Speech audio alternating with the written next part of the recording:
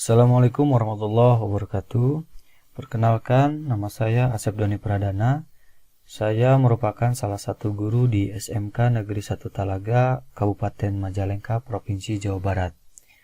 Saat ini saya mengajar di kompetensi keahlian rekayasa perangkat lunak sebagai guru produktif. Pada kesempatan kali ini, saya ingin memaparkan mengenai asesmen kompetensi minimum di tengah kondisi pandemi COVID-19. Ada 3 tahapan guru belajar di seri AKM ini. Yang pertama adalah orientasi, kemudian yang kedua BIMTEK, dan yang terakhir adalah pengimbasan.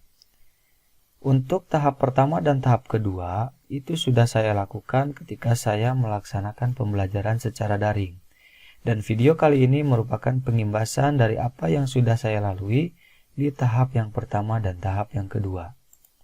Di tahap yang pertama, itu orientasi, peserta akan mendapatkan pemahaman terkait latar belakang, tujuan umum, kebijakan, serta alur program guru belajar seri AKM itu. Program ini bertujuan untuk menjawab berbagai persoalan guru dalam menghadapi asesmen kompetensi minimum, yang diantaranya adalah berkembangnya miskonsepsi tentang AKM, kemudian adanya malpraktik pembelajaran dalam melakukan persiapan menghadapi asesmen nasional, kemudian guru belum mengetahui cara membaca hasil asesmen dan guru juga belum memahami bagaimana menindaklanjuti hasil asesmen nasional. Di tahap orientasi ini, Anda akan melakukan serangkaian kegiatan pembelajaran secara mandiri melalui pembelajaran otomatisasi dengan alokasi waktu selama 32 jam pertemuan yang dapat diatur secara fleksibel. Program BIMTEK Guru Belajar seri AKM disusun dengan memadukan tahapan dan pendekatan modular yang memfasilitasi peserta melakukan personalisasi pembelajaran. Selain itu, program ini juga dapat mendorong guru saling belajar dengan guru yang lain dalam hal berbagi praktik baik pembelajaran. Nah, itulah yang dilakukan ketika tahap orientasi. Lantas yang jadi pertanyaan berikutnya adalah, apa sih sebenarnya pentingnya dari asesmen nasional ini? Sebenarnya asesmen nasional ini merupakan imbas dari kecakapan hidup abad 21, di mana di abad 21 ini kita harus mempunyai keahlian. Asesmen nasional perlu dilakukan untuk meningkatkan mutu pendidikan. Yang jadi pertanyaan lagi adalah mutu pendidikan yang seperti apa yang diharapkan? Apakah mutu pendidikan yang dapat dilihat dari ujian nasional seperti halnya tahun-tahun sebelumnya, atau mutu pendidikan yang seperti apa? Peningkatan mutu sistem pendidikan tidak hanya berorientasi pada pencapaian siswa dalam menguasai materi pelajaran dan nilai ujian akhir, atau apapun itu sebutannya. Sebenarnya keberhasilan sistem pendidikan lebih difokuskan pada pencapaian kompetensi siswa yang meliputi pengetahuan, keterampilan, dan sikap. Terlebih lagi, di era transformasi pendidikan abad ke-21 ini, di mana arus perubahan menuntut siswa menguasai berbagai kecakapan hidup yang esensial untuk menghadapi berbagai tantangan abad ke-21. Di mana siswa juga harus memiliki kecakapan belajar dan berinovasi, kecakapan menggunakan teknologi informasi, serta kecakapan hidup untuk bekerja dan berkontribusi pada masyarakat. Nah, itu salah satu yang harus dikuasai oleh siswa yang berada di kehidupan abad ke-21 ini. Sehingga itu menjadi salah satu pentingnya asesmen nasional ini dilakukan. Kemudian latar belakang dari asesmen nasional ini, yang pertama adalah menunjukkan bahwa sekitar 70% di tahun 2018, siswa di kita, khususnya di negara kita, memiliki kompetensi literasi membaca di bawah minimum. Jadi sekitar 70% siswa masih memiliki kompetensi literasi membaca di bawah minimum. Nah, sama halnya juga dengan keterampilan matematik dan sains. 71% siswa berada di bawah kompetensi minimum untuk matematika dan 60% siswa di bawah kompetensi minimum untuk keterampilan sains. Sehingga berdasarkan skor PISA, Indonesia stagnan dalam kurun waktu 10-15 tahun terakhir bahwa Indonesia menjadi salah satu negara yang konsisten dengan peringkat hasil PISA yang terendah. Nah, mungkin ini bisa menjadi perdebatan juga. Apakah sudah sesuai ataukah belum? Tetapi ini adalah hasil survei yang sudah dilakukan. Nah, mengapa kondisi tersebut? Reformasi asesmen diperlukan guna mendorong peningkatan kualitas pembelajaran. Pemetaan bentuk pendidikan secara menyeluruh dibutuhkan juga. Sehingga untuk itu, pada tahun 2021 mendatang, atau sekarang yang sedang kita akan lalui, asesmen nasional akan resmi diterapkan oleh Kementerian Pendidikan dan ujian nasional sudah tidak lagi diberlakukan. Sehingga kebijakan ini ditetapkan berdasarkan hasil koordinasi Kemendikbud dengan sejumlah dinas dan lembaga terkait. Nah, dalam hal ini, asesmen nasional diterapkan untuk mengevaluasi kinerja dan mutu sistem pendidikan kita, yang nantinya hasil dari asesmen nasional ini tidak memiliki konsekuensi apapun terhadap proses pembelajaran siswa, namun memberikan umpan balik untuk tindak lanjut terhadap pembelajaran siswa dan terhadap kompetensi siswa di tahun yang mendatang. Sehingga dapat dikatakan bahwa asesmen nasional ini menjadi survei terhadap mutu pendidikan di satuan pendidikan atau di wilayah pendidikan tersebut. Kemudian di abad ke-21 ini, kecakapan hidup yang harus dikuasai dengan profil karakter pelajar Pancasila, yaitu ada yang pertama beriman kepada Tuhan Yang Maha Esa serta berakhlak mulia. Kemudian yang kedua berkebinekaan global, yang ketiga mandiri, kemudian bernalar kritis, kreatif, dan gotong royong. Nah, ini merupakan visualisasi mengenai pelajar Pancasila di abad ke-21 dan ini adalah hal-hal yang harus dikuasai oleh siswa. Sehingga penting bagi guru dan siswa untuk mengadopsi proses pembelajaran yang berfokus pada pengembangan kompetensi. Pencapaian kompetensi siswa dapat diukur dari pemahaman konsep, kemudian pemahaman keterampilan, kemudian juga menerapkan konsep dalam berbagai konteks. Sehingga dengan demikian siswa tidak hanya menguasai konten semata, tetapi lebih pada menguasai pemahaman secara mendalam terhadap konsep yang dapat diterapkan di berbagai konteks kehidupan. Nah, hal ini yang diharapkan sebagai peningkatan hasil dari pembelajaran siswa. Ini merupakan diagram keterkaitan antara AN dengan kecakapan abad 21 dan profil pelajar siswa.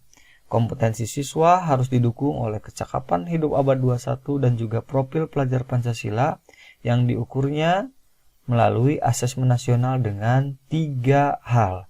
Yang pertama ada AKM, kemudian ada survei karakter dan juga survei lingkungan belajar. Setelah kita melewati masa orientasi, di seri AKM ini kita akan menghadapi BIMTEK, itu di tahap yang kedua. Nah, program ini efektif ketika kita melakukan atau mengikuti instruksi pembelajaran dengan teliti, mempelajari secara seksama semua konsep yang diajarkan di AKM, mengisi kuis dan diskusi dengan sebenar-benarnya serta melakukan latihan secara mandiri dan berkala. Nah, ini merupakan program pada saat BIMTEK ya. Nah, sebelum mengikuti BIMTEK, biasanya kita akan diminta mengerjakan asesmen pra-program untuk mengetahui kemampuan awal kita apa sebelum mengikuti proses pembelajaran mengenai AKM ini.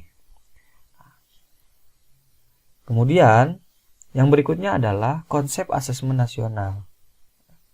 Ada 3 instrumen utama mengenai AKM ini ya. Kemudian dari ketiga itu yaitu yang pertama itu adalah asesmen kompetensi minimum, kemudian yang kedua survei karakter, dan yang ketiga adalah survei lingkungan belajar. Untuk AKM sendiri itu ada 2 yang diukur ya, yaitu kompetensi mengenai literasi membaca dan juga kompetensi mengenai numerasi siswa. Kemudian untuk survei karakter yang diukur adalah sikap, kemudian nilai keyakinan, dan kebiasaan yang mencerminkan karakter siswa. Yang terakhir adalah survei lingkungan belajar. Yang diukurnya adalah kualitas belajar berbagai aspek, baik itu input, proses, belajar mengajar, dan proses belajar mengajar di kelas maupun di tingkatan sekolah. Nah, seiring disosialisasikannya asesmen nasional, telah banyak respon yang terjadi ya, terhadap pelaksanaannya, baik itu dari siswa, orang tua, bahkan guru dan kepala sekolah mulai gelisah terhadap penghapusan ujian nasional dan pemberlakuan AKM ini ya. Sehingga untuk menghindari miskonsepsi mengenai AKM ini perlu ya pemahaman yang utuh mengenai AKM ini supaya AKM ini bisa dipahami oleh semua pihak, baik itu siswa, orang tua, guru dan kepala sekolah ya. Sehingga informasi mengenai asesmen ini menjadi menyebar luas dengan informasi yang sebenar-benarnya. Kemudian tujuan dari asesmen ya, yang pertama itu menghasilkan informasi ya, mengenai perkembangan mutu di tingkat satuan pendidikan. Kemudian juga mendapatkan informasi mengenai kesenjangan antara bagian sistem pendidikan. Misalkan pendidikan yang berada di daerah dengan pendidikan yang berada di kota. Atau juga pendidikan yang berada di sekolah negeri dengan yang berada di sekolah swasta. Dan faktor lain. Kemudian asesmen nasional juga bertujuan untuk menunjukkan seharusnya menjadi tujuan utama sekolah itu apa ya. Karena tujuan utama sekolah itu adalah pengembangan kompetensi dan karakter siswa. Nah, kemudian yang ketiga adalah asesmen nasional juga memberikan gambaran tentang karakteristik sebuah sekolah itu seperti apa. Ya. Sehingga mendorong semua pihak yang terlibat dapat meningkatkan kompetensi di sekolah itu dengan memfokuskan kepada sumber daya dan perbaikan mutu pembelajaran. Sehingga dengan begitu ya, dengan adanya AKM ini bukan sekedar nilai belaka saja, melainkan dengan adanya AKM ini dimaksudkan sebagai peta awal mutu pendidikan nasional. Nah, makanya AKM ini tidak akan digunakan untuk mengevaluasi kinerja sekolah maupun daerah. Ya. Nah, ini adalah manfaat lain dari AKM nasional. Ya. Jadi secara jangka panjang, AKM ini memberi kesempatan kepada guru dan sekolah untuk memperbaiki kualitas pengajarannya, guna menciptakan siswa yang kompeten.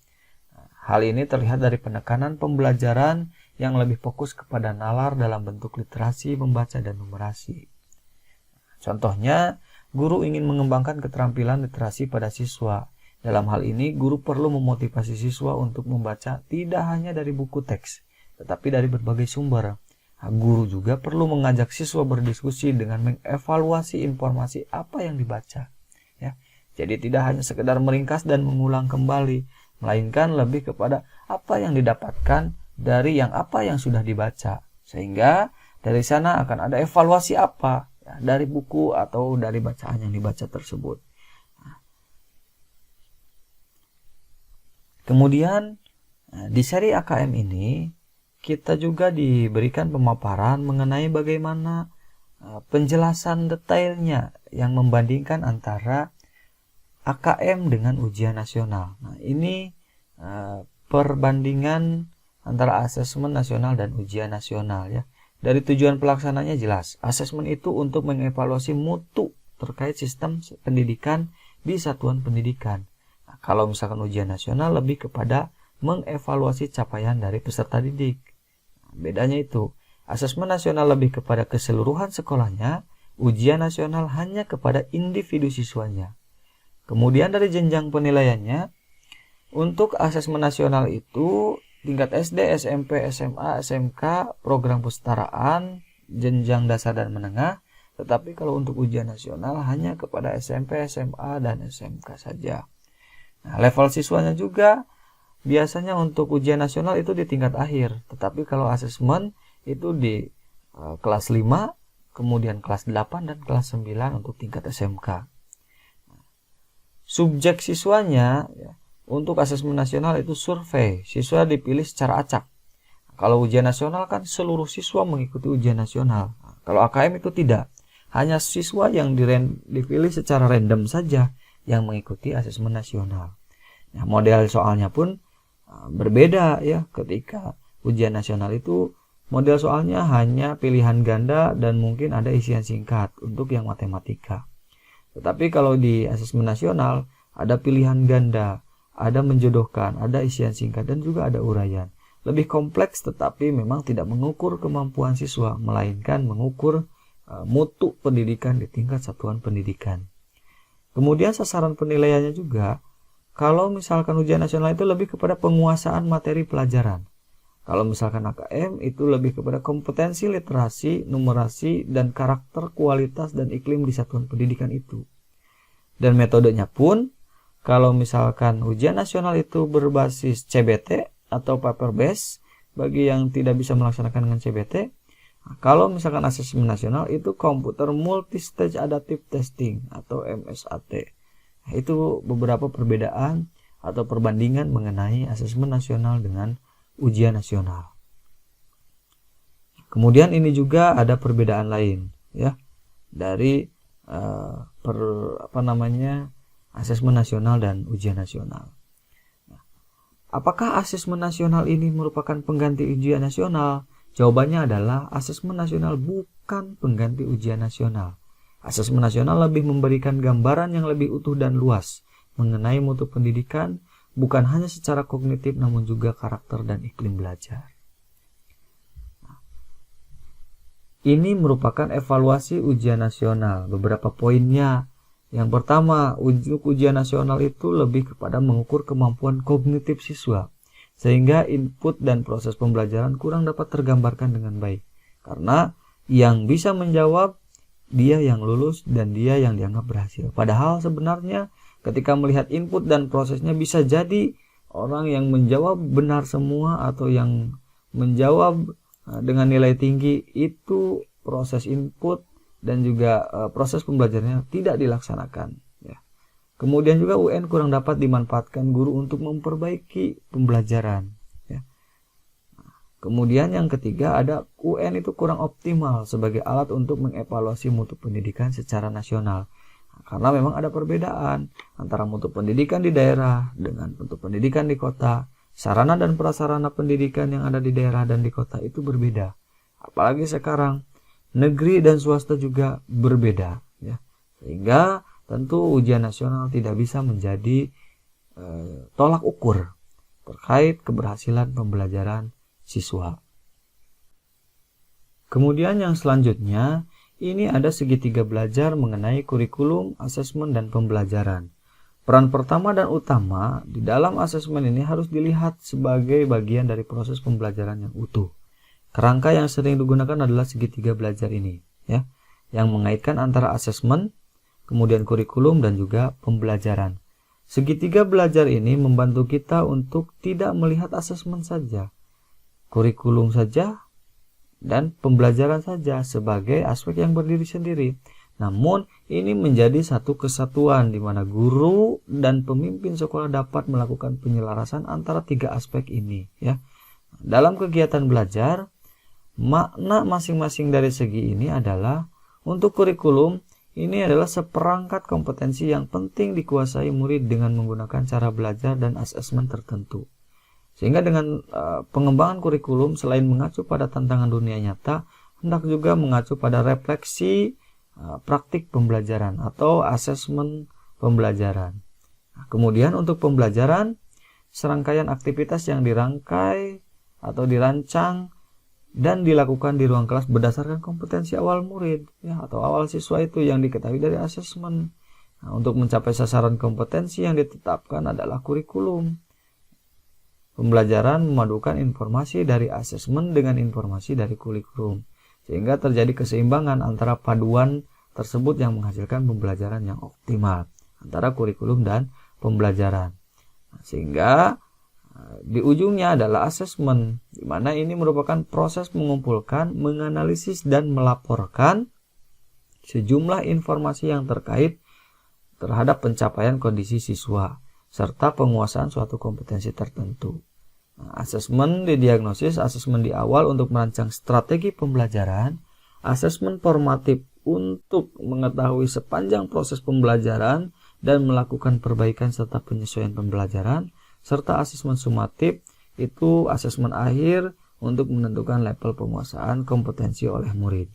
Nah, dari hasil pengimbasan ini, ya, atau hasil dari BIMTEK AKM ini banyak sekali yang saya dapatkan, ya, terutama mengenai kecakapan yang harus dikuasai oleh siswa di abad ke-21 ini. Yang pertama itu adalah mampu berpikir kritis, ya, critical thinking, kemudian juga kreatif, mampu memanfaatkan situasi dan kondisi untuk hal yang positif. Yang ketiga itu adalah communication, atau mampu berkomunikasi, mampu melakukan gaya persuasif dan mengajak. Kemudian yang keempat itu adalah mampu berkolaborasi, ya, atau mampu untuk bekerja sama dengan orang lain. Itu 4 hal yang harus dikuasai di abad ke-21 ini, ya. Sehingga dengan adanya AKM ini, mutu pendidikan di satuan pendidikan dapat terukur dan juga dapat ditingkatkan untuk kompetensi siswa selanjutnya, ya. Oke, terima kasih. Itu mungkin gambaran umum mengenai AKM ini. Ini merupakan hasil referensi dari berbagai sumber, dari guru belajar, kemudian dari beberapa sumber di internet mengenai penjelasan atau penimbasan BIMTEK, dari mulai orientasi BIMTEK mengenai seri AKM, ya, khususnya di asesmen kompetensi minimum. Terima kasih telah menonton video ini. Sampai jumpa lagi di lain kesempatan. Assalamualaikum warahmatullahi wabarakatuh.